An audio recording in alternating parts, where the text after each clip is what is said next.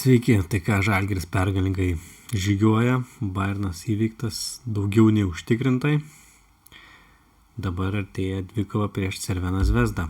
Tai pradėkime nuo horarinio klausimo, kur uždaviau klausimą, ar Žalgiris laimės prieš Crveną Zvezdą.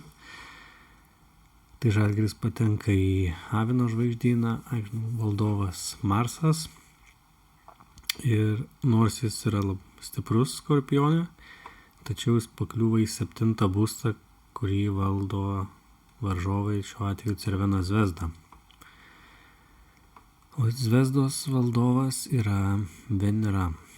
Venera yra prastoj padėty, tačiau jinai yra jau netoli savo būsto. Tai rodo, kad nors ir dabar atrodo silpna, taps stipri greitų metu. Todėl manau, kad Zvezda turėtų laimėti vien dėl to, kad Marsas pakliūna į 7. būstą.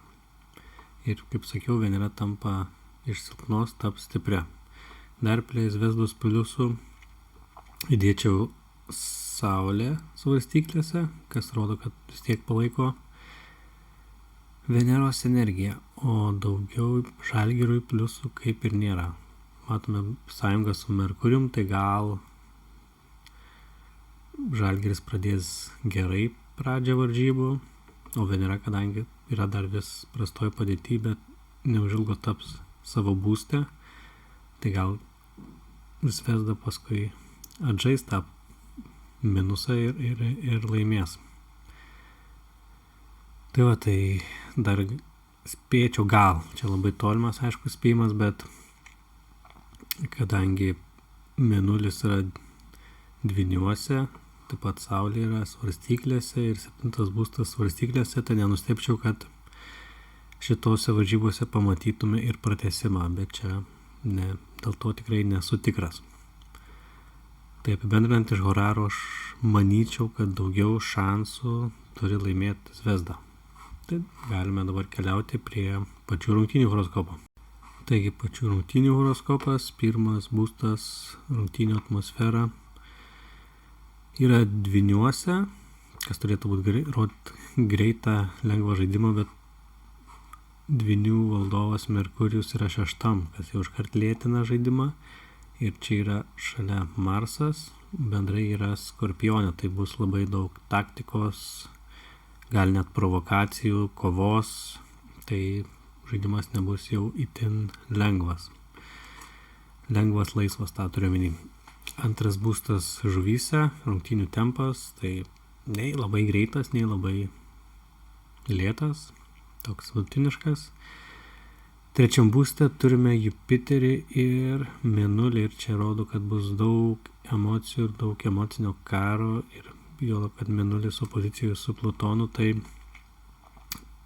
komandai, kuri geriau susitvarkys su emocijomis, daugiau galės išlošti šiose varžybose. 4. būstas priklauso Zvezdai, ir čia turime Fortūnos tašką, tai šioks toks pliusas Zvezdai. Toliau Žalgiris 7. būstas Šaulyje, valdovas Jupiteris, ir čia vėl bus labai, kaip jau minėjau, svarbu tvarkyti su emocijom. Tai jeigu pasiduos provokacijom, tai faktas, kad jų šansai laimėti varžybose kris. Toliau dar atkreipčiau 11. būstą, kas yra fanai. Tai čia turime Neptūną ir Saturną, tai Neptūnas kaip ir geras, toks labai motyvuojantis palaikymas. Saturnas čia gali reikšti, kad tiek, jeigu Plutonas toks palaikymas, tai Saturnas duos tokį spaudimą. Tai labai priklauso nuo pačių Zvezdos komandos, jeigu laimi, tai bus tikriausiai didelis palaikymas, o jeigu neseka, tai tuo pačiu ir gausis spaudimas. Tai va, dabar galime pereiti prie pačių komandų horoskopų. Taigi pereikime prie komandų horoskopo, pradėsiu nuo Žalgirio. Tai turime Žalgirio Uraną 1. būste, tai bandys nustebinti per energiją daug ką laimėti per netikėtumą. Toliau Saturnas Žalgirio pakliūna į antrą būstą, tai panašiai kaip su Bayernu bandys labai gerai gynybiškai akcentus dėti ir neleisti varžovam įsibėgėti. Vis dar turime gerą Jupiterio pietų mazgo, tai šiaurės mazgo sąjungą, kas duoda tą emocinį pakilimą, būsto užsivedimą. Tačiau turime čia ir Plutoną, kas duoda tokią įtampą, tokią jo psichologinę įtampą, spaudimą, tai čia kaip seksis valdyti tą spaudimą. Tačiau ir turime gerą Neptūno Mėnulio sąjungą, kas duos tą gerą emocinį nusiteikimą, panašiai kaip ir Jupiterio su mazgu, kad toks bus užsimotyvavimas geras. Daugiau kaip ir pažalgė nieko labai atkreipiančio dėmesio, galima skirti 5 būstą, kur čia daug planetų sukrenta, tai kaip ir bus norėjimas daryti šou, tai bus svarbiausia nepamesti galvos. Bet manau, kad su Merkurijum ir Saulė, tai gal viskas ir pavyks logiškai ir gerai. Toliau eikime prie Zvezdos.